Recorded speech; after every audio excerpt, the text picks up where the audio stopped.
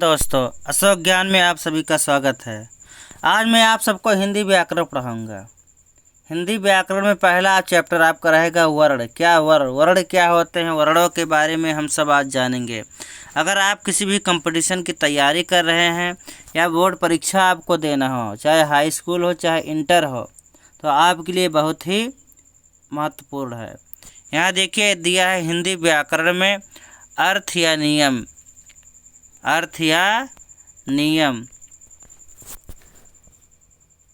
व्याकरण मीन्स क्या होता है, व्याकरण का अर्थ क्या होता है, देख लीजिए।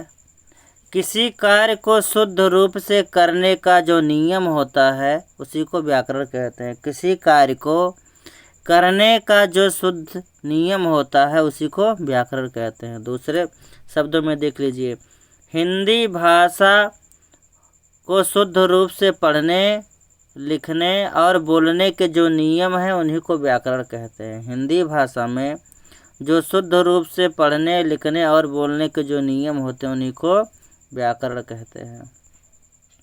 फिर दिया हमारा वर्ण। क्या दिया है?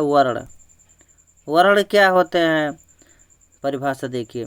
जब हम अपने भाव विचार दूसरों तक पहुंचाते हैं, जब हम अपने भावों को और विचारों को दूसरों तक पहुंचाते हैं तथा दूसरों के विचारों और भाव को हम सुनते हैं, अपने भाव और विचार को दूसरे तक पहुंचाते हैं और उनके भाव और विचार को हम सुनते हैं और समझते हैं, उसे ही भाषा कहते हैं। अब से देख लिए, जब हम अपने भाव विचार दूसरे तक पहुंचाते हैं और उनके भाव और विचार को हम सुनते हैं और समझते हैं, उसे ही भाषा कहते हैं। फिर दिया है हमारा, देख लीजिए यहाँ दिया है, पहले भाषा मौखिक थी। पहले भाषा कैसी थी?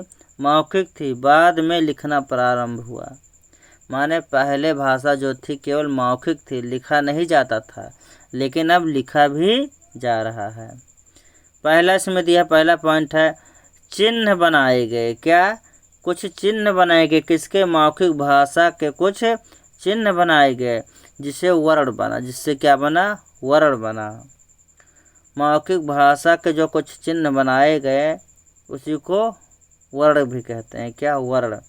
और वर्ण सबसे छोटी इकाई होती है। किसी भी भाषा की सबसे छोटी इकाई क्या होती है? वर्ण। जैसे छोटा आ, बड़ा आ, ई, का, खा, री, ये सब क्या है? वर्ण है। यह हिंदी भाषा की सबसे छोटी इकाई है। फिर दिया है वर्ण।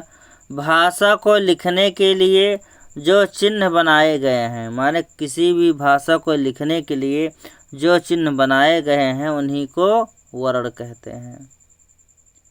किसी भाषा को लिखने के लिए जो जो चिन्ह बनाए गए उन्हीं चिन्हों को ही वर्ण कहते हैं।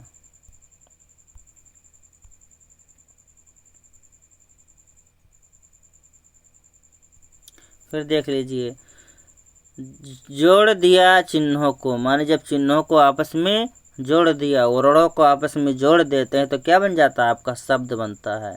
जब वर्णों को आपस में जोड़ देते हैं तो शब्द बनता है। जैसे बड़ा आ और प्लस माँ, आम हो गया। माने दो या दो से अधिक वर्णों का जो सार्थक मेल होता है उसी को शब्द कहते हैं। फिर तीसरा दिया है शब्दों को जोड़ दिया। जब शब्दों को जोड़ देते हैं तो वाक्य बनता है। क्या? जब शब्दों को जोड़ा जाता है तो वाक्य बनता है। जैसे आम मधुर फल है। आम कैसा फल है? आम मधुर फल है। फिर चौथा दिया है वाक्यों को जोड़ दिया जाए, तब क्या बनता है? भाषा बनता है। क्या बनता है? वाक्यों को जोड़ने पर भाषा बनता है। और भाषा जो है सबसे बड़ी इकाई होती है। भाषा क्या होती है? सबसे बड़ी इकाई होती है। वर्ण सबसे छोटी इकाई होती है।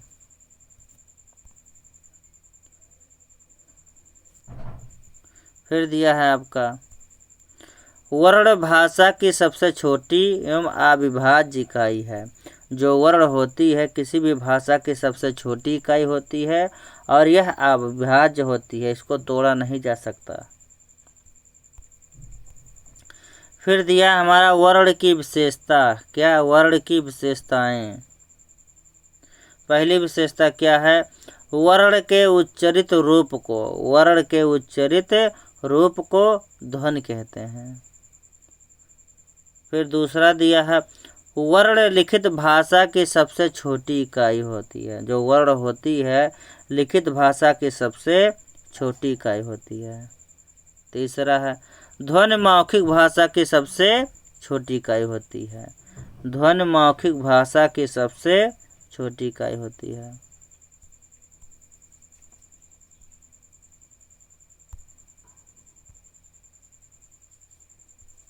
फिर दिया है आपका वर्ण को ही लिप चिन्ह कहते हैं। वर्ण को भी लिप चिन्ह कहते हैं। लिप क्या होता है?